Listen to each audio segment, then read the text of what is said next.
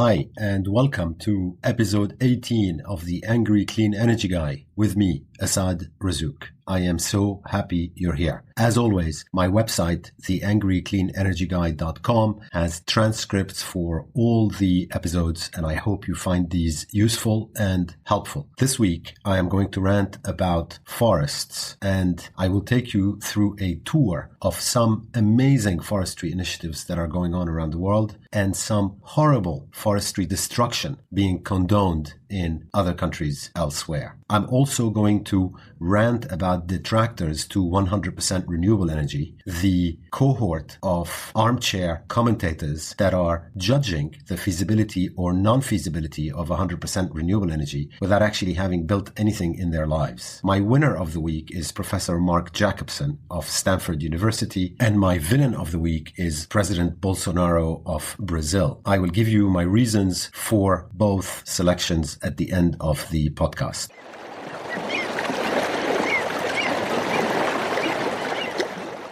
So let's talk about forests. Now, there are, as I said before, amazing stories going on in forestry. Remember, we know that to fight climate change, we need to be essentially powered by renewable energy by 2050. And we need to reforest. Costa Rica is a great example of what I'm talking about. The forest cover of Costa Rica increased from 21% of its landmass in 1986 to over 52% today, while its growth accelerated and its GDP per capita more than tripled. So yes, you can double forest cover while tripling your economy. Forestry and green is good. Another great initiative is taking place in Africa. There is a project there called the Great Green Wall, which is supposed to become the world's largest living structure. It's already on its way. It stretches all the way from Senegal in the west to Djibouti in the east. And it's supposed to build a Great Green Wall between the Sahara Desert and greener Africa, which is underneath. It's an $8 billion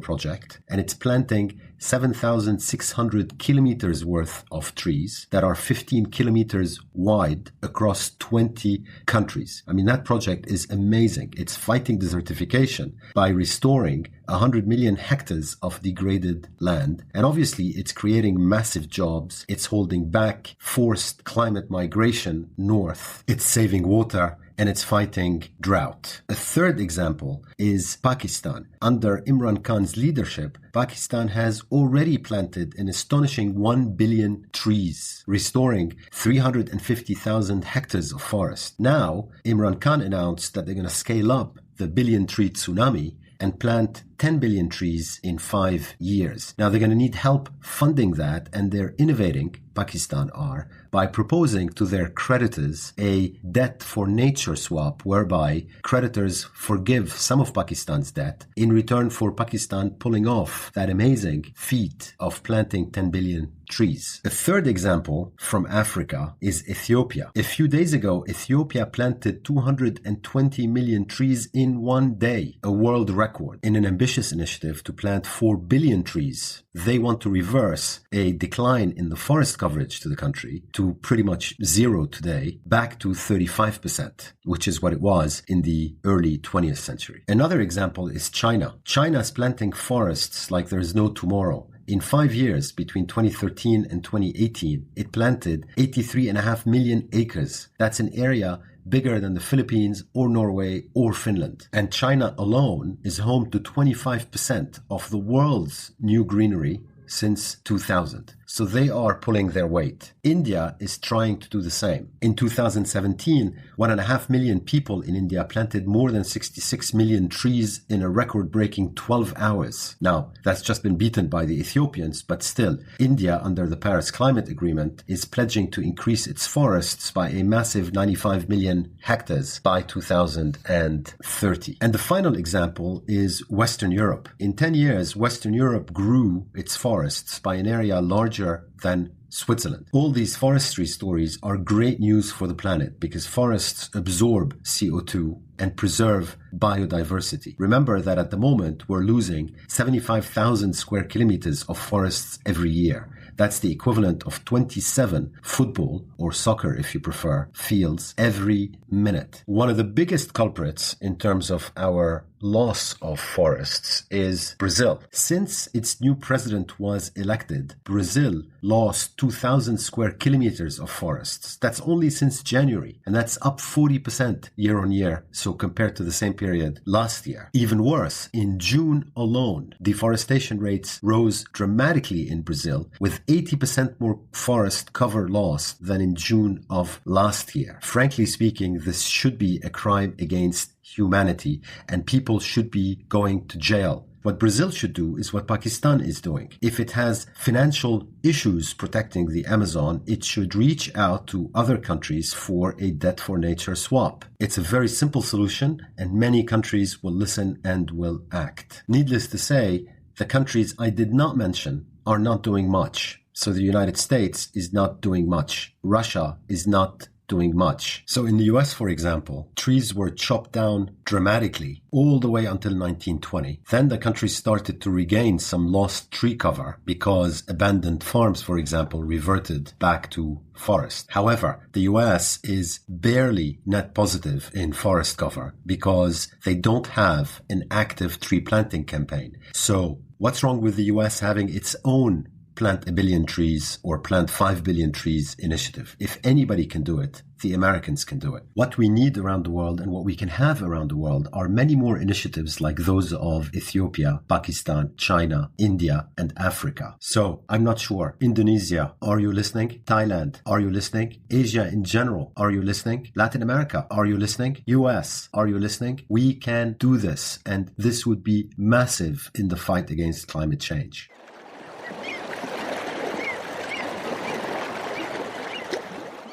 The climate movement is huge. It's deep. It's also diligent. It's passionate. It's committed. And very importantly, it's also correct because it's fighting for nothing less than the future of our civilization. But what I can see in slow motion in front of my eyes is that it's also at risk of collapsing. Just take a look at sustainability conferences and how they've been hijacked by oil officials, or the climate talks and how big coal and big gas and big oil is everywhere there, or energy weeks in Singapore or Kuala Lumpur or Tokyo or Houston or London, which to this day, 2019, still talk about renewable energy as an afterthought. Now, climate advocates come in numerous flavors. You have advocacy organizations, for example, like 350.org, Greenpeace, Friends of the Earth, the WWF, and many, many others. They're massive, with Greenpeace alone having a budget in the hundreds of millions of dollars. Some of these NGOs are organized in global networks, like the Climate Action Network. Everybody is supported by lots of intellectual firepower and think tanks publishing thoughtful and facts-based research about the climate crisis, or if I should really call it what it is, the climate emergency that we are in. Now, in addition, at university movements around the world, for example, we have a burgeoning divest movement calling for a divestment from fossil fuels, pushing as hard as it can, as well as shareholder activists like the Carbon Disclosure Project or the Global Investor Coalition on Climate Change, or SARIS, pushing for sustainable business and investment practices, and importantly for a minimum disclosure of climate risks in the business models of companies of all colors and shapes. There's also, on top, an extensive United Nations infrastructure fully deployed on the climate space, plus the World Bank, the IFC, the African Development Bank, the Asian Development Bank, all sorts of multilateral and bilateral banks in addition to these. Remember, we've known that we're facing catastrophic climate change since 1992 at the very least. That's when the United Nations Rio Summit took place. Sadly, to this day, the climate movement's track record is still one of failure. There's many reasons for this, and I've addressed them in previous podcasts as well as in articles that I've written. However, I want to give you a very small case study today focused on renewable energy that shows you how the climate movement just cannot get its act together because it likes to fight one another. And that is one of its biggest problems. So people supporting, for example, nuclear energy have nothing better to do than to keep criticizing people who support solar, wind, and water. And the nuclear lobby in particular is seemingly completely happy to ignore the facts and just beat to its own drum, turning its guns firmly towards renewable energy instead of fighting for less or zero oil, gas, and coal. And I don't understand that. Why do they do that instead of going after big oil, big gas, and big coal, who we know are at the root of the problem and lobbying their way with billions of dollars each year through the pressure applied on them by the climate movement? So the case study I want to tell you about has at its center a professor at Stanford University called Mark Jacobson. He's a professor of civil and environmental engineering and director of Stanford's atmosphere program. In 2009, he co-published a paper in Scientific American proposing that the world should move to 100% renewable energy. And what that means in this case is solar, wind, and water. So no nuclear, and no gimmicks like carbon capture, which doesn't work, and geoengineering, which is a fake excuse put out by big oil. He then published a follow-up paper in 2015 in the Proceedings of the National Academy of Sciences. Now, if you actually bother to read his work, which is incredibly impressive, you would be amazed. Mark Jacobson and others, co-authors, actually published full roadmaps for how, I lost count, but something like 140 or 150 countries around the world can move to 100% renewable energy from wind, water, and sun. And these are across all sectors of the economy. Now, instead of the climate movement getting behind this research, and it does to a certain extent, there are 280 articles, scientific articles now, basically underpinning the fact that we can move to 100% renewables from sun, wind, and water, and that the criticisms are myth, and they were debunked really in great detail by these articles that I just mentioned. Mark Jacobson should really win a Nobel Prize because as a result of his work, today you have over 60 countries with 100% renewable electricity laws, as well as over 200 cities worldwide that have set 100% renewable electricity targets, and 50 cities with multi-sector 100% renewable energy targets. So that's covering not only electricity, but also transportation and heating. And remember, when someone says to you that we cannot move to 100% renewable energy, remind them that California, which is the world's 5th largest economy, enacted into law a requirement that the state must be powered by 50% renewables by 2026, 60% by 2030, and it must be 100% carbon free by 2045, which means zero coal, zero oil, and zero gas in California's energy grid. And California enacted this law because the intermittency and the variability of renewables can be managed, and the whole can work together.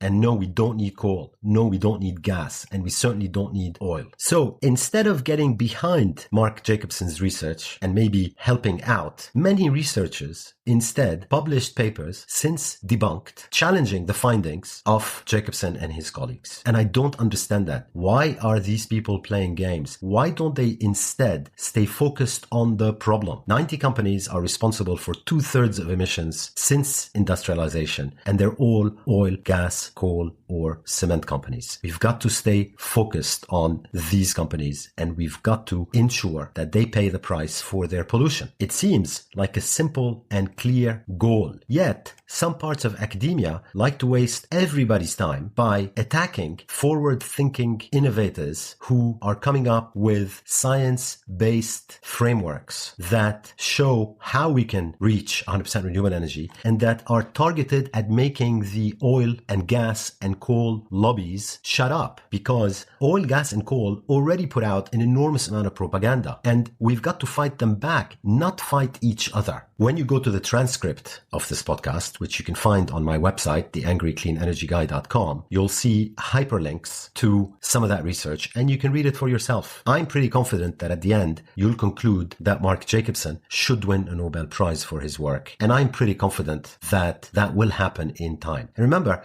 I am from the renewable energy business. I know we can do it. So critics that challenge the science for allegedly not taking sufficient account of the variability of wind and solar, allegedly us not being able to scale storage, allegedly us having high system costs or resource constraints or social acceptance constraints. Think wind turbines kill birds, for example. So these critics have been thoroughly debunked. They are wrong. They are wrong across the board. I mean, come on, use your common common sense. Wind turbines, of course, they kill birds and bats, but their contribution to total bird death is basically immaterial. Yet, you've got agenda-driven people trying to use emotional arguments and birds, poor birds, to score points. You've got to be very skeptical when you hear nonsense. And you have to ask, who are these people? How are they getting paid? And what are they trying to achieve? So when you hear something stupid, recognize it as stupid because your common sense tells you it's stupid. Wind turbines and birds, for example, is an open and shut case. Check the research. Fossil fuel plants kill, so oil, gas, and coal plants kill 2,000 times the number of birds killed by a wind turbine. I mean, please give us a break. And my message to the climate movement is you must close ranks and you must stay focused on the objective. Stop wasting Mark Jacobson and my and other people's time by attacking us from inside. Focus on the goal. We are trying here to fight climate change, not fight each other. By all means, criticize, but please, your criticism should be constructive, not fueled by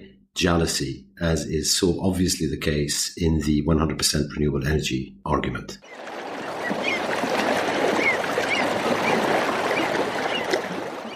Thank you so much for putting up with me this long. Really, thank you. I appreciate it. The topics that I am trying to deal with are complex, and God knows there are so many villains. I never have a problem selecting one weekly. And if this was a daily podcast, I would select one daily as well. But the point of today's podcast really was to contrast amazing initiatives in forestry with a climate movement which is disjointed, actually specializes in undermining its best people instead of focusing on the problem. That's why my hero of the week is a person that I think deserves a Nobel Prize for not only their outstanding and trailblazing research, but also what they've had to put up with. So well done, Professor Mark Jacobson, and keep the faith. Thank you for what you do. And not surprisingly, my villain of the week, although I had a rich crop this week, is President Bolsonaro of Brazil. Because President Bolsonaro is actually deliberately going about destroying the Amazon. The Amazon is, as many of you know, the lungs of the planet, and destroying it should be a crime against humanity. It is a crime against humanity. President Bolsonaro driving everything for profit motives and to benefit your friends and your backers and God knows who else is shameful. You should be ashamed of yourself, and you should absolutely stop what you're doing and redeem yourself by saving what's left of the Amazon and then reforesting it instead of destroying it for your friends, the agricultural lobbies, whose agriculture we don't want and we don't need. Thank you again for putting up with me today, and have a great week.